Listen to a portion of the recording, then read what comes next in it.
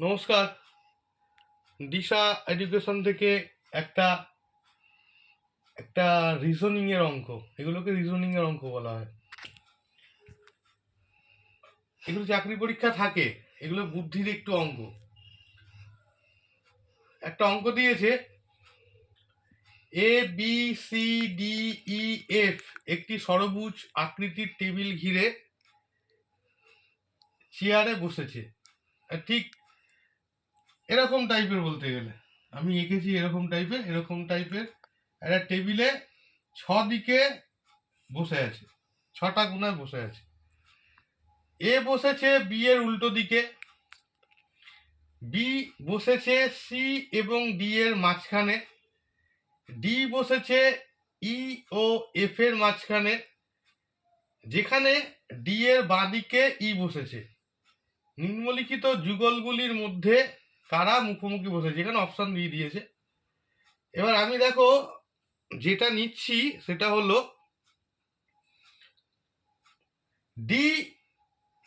D এর বাঁদিকে ই বসেছে।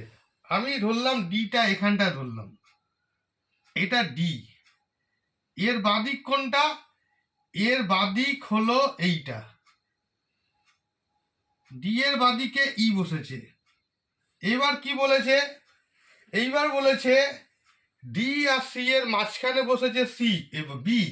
আমি যদি এটাকে সি ধরি তাহলে এইটা হবে বি, আর বি এর উল্টো দিকে বসেছে এ।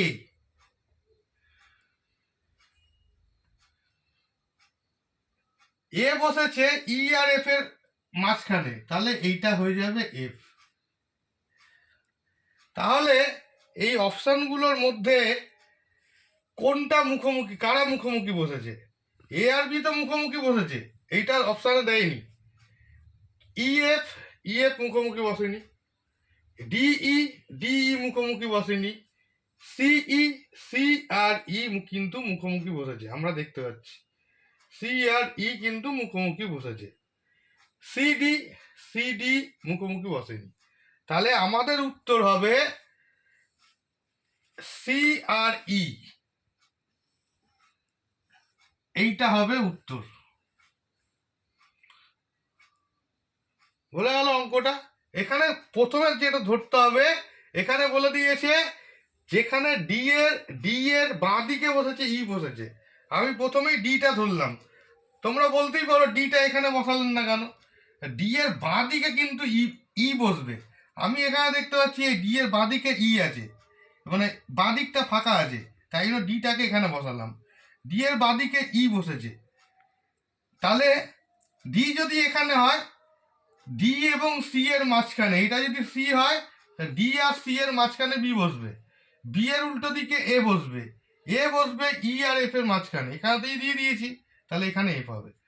দেখা যাচ্ছে বি আর এ মুখোমুখি বসেছে, কিন্তু এটা অপশনে দেয়নি, দিয়েছে ইএফ মুখোমুখি বসেনি, ডিই